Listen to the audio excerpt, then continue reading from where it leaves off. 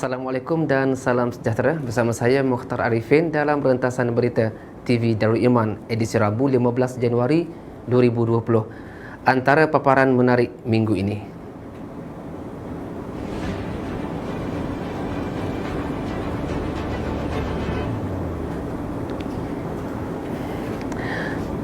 Terengganu jamin kenaikan air tidak bebankan pengguna.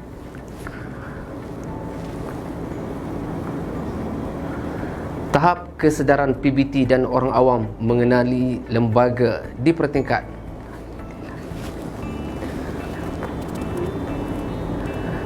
Terengganu UMT jalin kerjasama perkasa industri pertanian.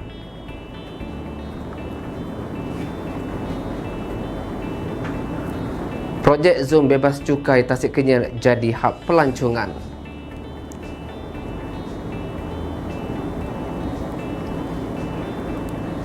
Terengganu atur langkah sasar kehadiran 5 juta pelancong.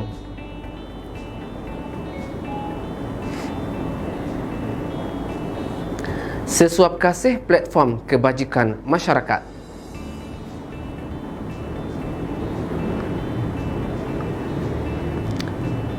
Kerajaan negeri sedia bantu Nurul Azimah dan keluarga.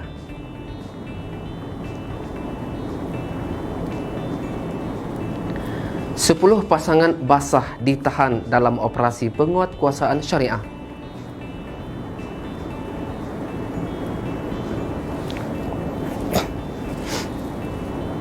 Gagal manfaat peluang THT berputih mata.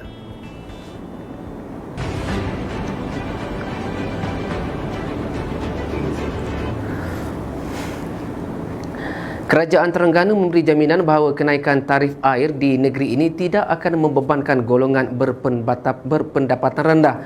Menteri Besar Datuk Seri Dr. Ahmad Samsuri Mokhtar berkata ketika diminta mengulas mengenai isu kenaikan tarif air, pihaknya masih dalam proses meneliti cadangan Kementerian Air, Tanah dan Sumber Asli dalam menentukan tarif air di Terengganu dengan mengutamakan kesan kenaikannya kepada rakyat terutama golongan berpendapatan rendah.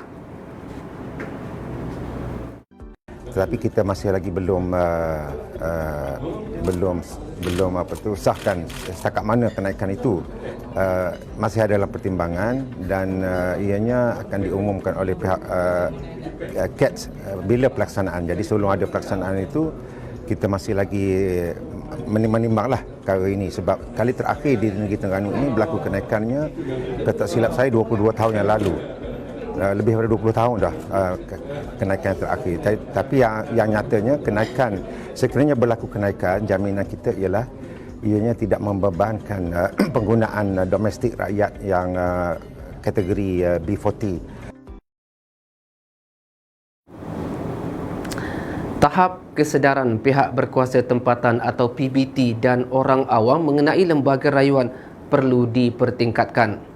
Menteri Besar Datuk Seri Dr. Ahmad Samsuri Mokhtar berkata, orang awam khususnya perlu diberi pendedahan yang lebih meluas agar mereka maklum mengenai hak mereka sekiranya mereka terkilan dengan keputusan perancangan kebenaran merancang atau KM yang dibuat oleh pihak PBT. Tambah beliau, lembaga rayuan merupakan satu badan berkecuali atau independence body yang dilantik oleh pihak berkuasa negeri dan dilihat sebagai satu platform bagi kerajaan negeri untuk menyelesaikan pertikaian di antara dua pihak, iaitu PBT dan orang awam atau perayu yang terkilan dengan sesuatu keputusan perancangan oleh PBT.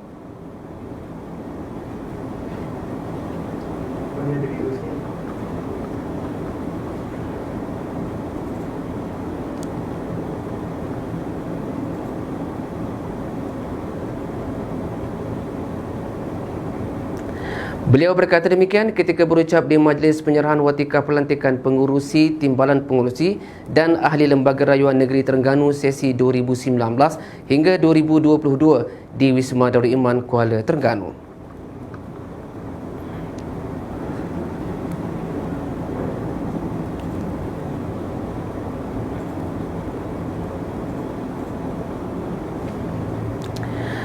Terengganu Agrotech Development Corporation TADC memeterai perjanjian persefahaman atau MOU dengan Universiti Malaysia Terengganu UMT bagi membangunkan industri pertanian dan akuakultur di negeri ini. Pengerusi Jawatankuasa Pertanian, Industri Asas Tani dan Pembangunan Desa Negeri, Dr. Azman Ibrahim berkata, kerjasama melalui anak syarikat kerajaan negeri ini merupakan langkah permulaan kepada detik penting dalam gerak kerja untuk menjadikan Terengganu sebagai negeri pengeluar makanan. UMT membekalkan dan menyalurkan kepada kita kepakaran dari segi akademik yang mereka miliki, sementara TADC kita mempunyai aset-aset, kita mempunyai projek-projek yang boleh dijadikan bahan kajian yang akhirnya manfaatnya akan diperolehi secara bersama.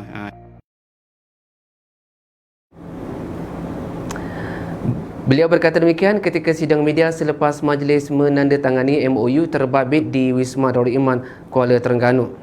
Sementara itu, Dekan Fakulti Perikanan dan Sains Makanan UMT, Profesor Dr. Muhammad Effendi Abdul Wahid berkata, kemahiran UMT dalam sektor perikanan dan sains akuatik akan dimanfaatkan sebaik mungkin agar para petani serta nelayan tidak menghadapi banyak masalah.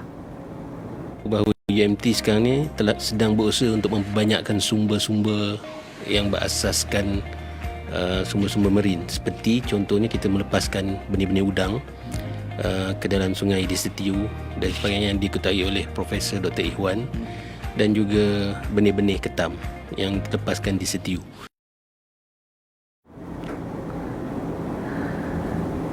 Kerajaan negeri memberi jaminan projek zon bebas cukai di Pulau Bayas, Tasik Kenyir tidak akan menjadi projek Gajah Putih dan akan disiapkan sepenuhnya untuk dijadikan sebagai hub pelancongan.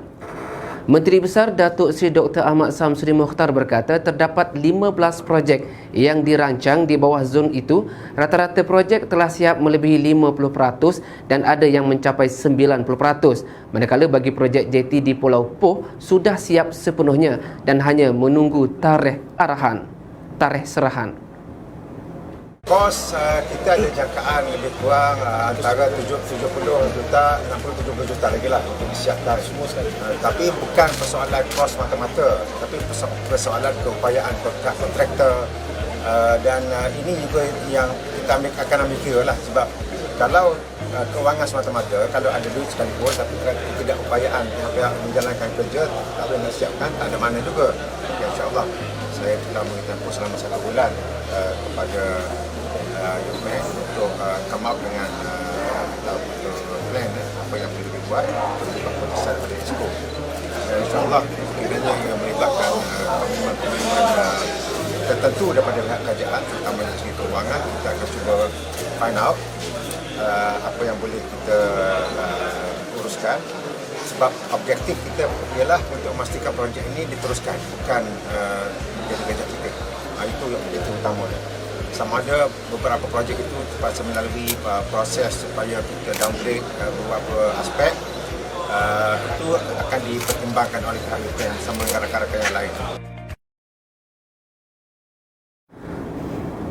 Beliau berkata demikian kepada pemberita selepas mengadakan lawatan kerja ke Tasik Kenyir, Hulu Terengganu. Kerajaan Terengganu mengatur langkah untuk mengangkat pelancongan negeri dengan menawarkan pelbagai program menarik sepanjang tahun 2020. Pengerusi Jawatankuasa Pelancongan, Kebudayaan dan Teknologi Maklumat Negeri Arifin Rahman menyasarkan untuk mencapai kehadiran 5 juta pelancong dengan mengetengahkan beberapa aspek kekuatan negeri. Kehadiran pengunjung untuk tahun 2019 meningkat berbanding dengan 2018. Kita target 5 juta pengunjung ataupun pelancong daripada luar, dan bila kehadiran pelancong ramai, mestilah airport ni dia akan jadi sesak lah. Dan bulan dia peak bulannya bulan 7, bulan 8, bulan 9, memang kita tak nafilah ada sedikit penurunan pada hujung tahun kerana musim tengkujuh. Tapi kita kena overall lah bahawa kehadiran pelancong memang ramai ke Terengganu. Beliau berkata demikian ketika ditemui Urustia Penerangan Darul Iman UPDI sewaktu menghadiri majlis sambutan sepenuh tahun melawat Malaysia anjuran bersama Tourism Malaysia Wilayah Timur di Lapangan Terbang Sultan Mahmud LTSM baru-baru ini. Sebagai program pertama di negeri Terengganu bagi tahun 2020, kerajaan negeri menyampaikan sumbangan dari Tourism Malaysia Wilayah Timur kepada pengunjung yang tiba dari penerbangan pertama ke Kuala Terengganu. Sumbangan turut diagihkan kepada pemandu-pemandu teksi lapangan terbang sebagai simbolik memberi semangat untuk mereka lebih cemerlang pada masa akan datang. Target kita insya-Allah kita akan buat seminggu sekali pada melaksanakan kerja kebajikan di kalangan masyarakat umat Islam kini berlangsung di peringkat daerah Kuala Nerus. Program ini dianjurkan melalui Jabatan Hal Ehwal Agama JHEAT dengan kerjasama Pejabat Daerah Kuala Nerus, Sabasun Sdn Bhd, Majlis Pengurusan Komuniti Kampung MPKK, Pengurusan Masjid Wakaf Tembesu dan pihak swasta lain. Timbalan Pengurusi Jawatan Kuasa Pembangunan Insan, Dakwah dan Penerangan Negeri Ustaz Rizwan Hashim berkata, program ini merupakan platform kepada seluruh masyarakat untuk berbakti dan melakukan kebajikan dengan memberikan sumbangan makanan kepada penduduk di sekitar daerah berkenaan. Target kita insya-Allah kita akan buat seminggu sekali pada setiap hari Khamis. Bertempat di sini di Masjid Wakaf Tembesu ini, dan paling kurang pun sebulan sekali. Itu bergantung kepada dana yang kita ada. Sebab itu saya mengambil kesempatan di sini untuk menyerulah kepada umat Islam seluruhnya, baik di dalam Kuala Nerus dan di luar Kuala Nerus, bahkan seluruh Malaysia, untuk sama-sama mengambil saham dalam menjayakan program yang sangat baik ini insya-Allah. Beliau berkata demikian kepada media selepas melancarkan program berkenaan di pekarangan Masjid Wakaf Tembesu, Kuala Nerus. Kerajaan negeri sedia membantu dan membuat pemantauan secara berkala kepada pesakit kronik Nurul Azimah Muhammad Fauzi yang mengalami kerosakan kedua buah pinggang beserta keluarganya di Kampung Tapah, Hulu Telemong. Pengerusi Jawatan Kuasa Kebajikan Pembangunan Wanita, Keluarga dan Perpaduan Nasional Negeri Hanafi Ahmad berkata, pihaknya akan melakukan yang terbaik bagi membantu keluarga ini untuk meneruskan kehidupan mereka dari semasa ke semasa. Saya bersama-sama dengan saya pun ada penyelam sudah Ustaz Kamal Usama dan juga MPKK yang saya harap dia akan melihatlah daripada masa ke semasa. Maknanya saya yakin keluarga ini akan dapat bantuan daripada kita insya-Allah. Setakat yang kita mampu. Bantuan rumah ni 8,000 kita bagi untuk baiki bilik ni. Dan katakanlah masa baiki bilik ni tak cukup, jadi saya minta penyaras dia tambahlah sikit tu, sedikit peruntukan lagi. Mungkin pagi besok saya minta MPKK beli 3 kereta baru ni. Lepas tu kita akan lihatlah macam mana proses perpindahan buah pinggang ibu kepada anak. Jadi saya doakan semoga ia yang berjaya. Beliau berkata demikian kepada pemberita ketika menziarahi Nurul Azimah dan keluarganya. Sementara itu, ibu kepada Nurul Azimah, Juliani Jaafar menzahirkan perasaan terharu dan ucapan terima kasih atas kecaknaan pihak kerajaan negeri terhadap masalah yang menimpa keluarganya. Terima kasih sangat-sangat pada hak membantu tu kerajaan negeri semua benda tu, hak membantu kak dan anak kak yang sakit berpinggang ni. 10 pasangan ditahan dalam operasi penguatkuasaan syariah yang dijalankan di sekitar Kuala Terengganu dan Kuala Nerus baru-baru ini. Pegawai Agama Daerah Kuala Terengganu Azmi Tengah memaklumkan dengan kekuatan 30 anggota penguatkuasa dan sukarela, operasi 6 jam bermula 3 pagi menyasarkan 7 hotel terkemuka di daerah berkenaan.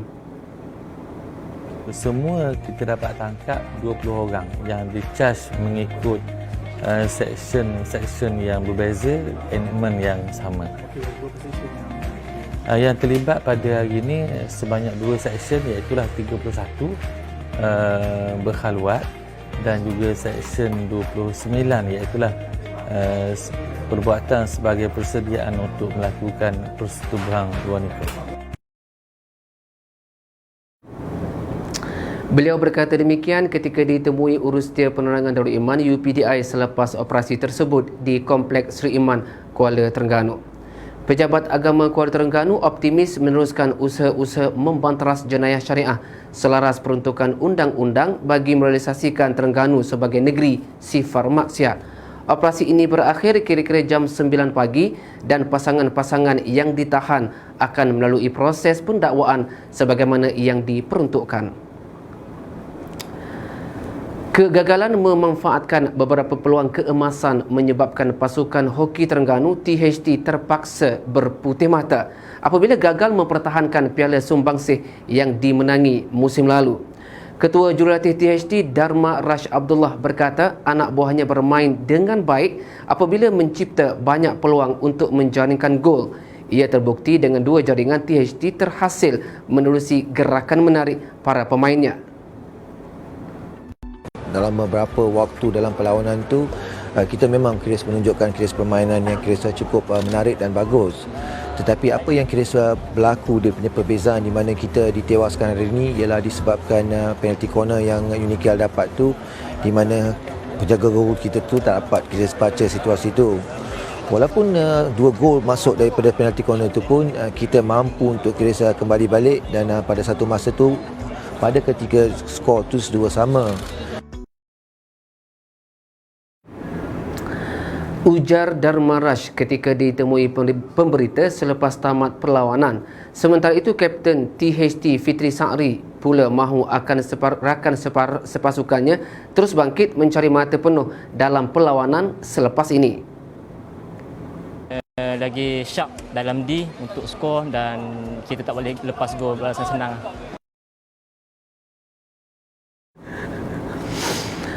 Manakala penyerang THT Faizal Sa'ri mengakui ketumpulan menyudahkan pukulan sudut penalti menjadi pemisah antara dua pasukan. Isi hari ini kita gagal sebab mungkin dia dah study kita punya, dah belajar kita punya, dah baca lah orang kata, dah baca kita punya set piece lah. So hari ini kita gagal, tak apa, kita kena bangkit balik untuk game-game seterusnya.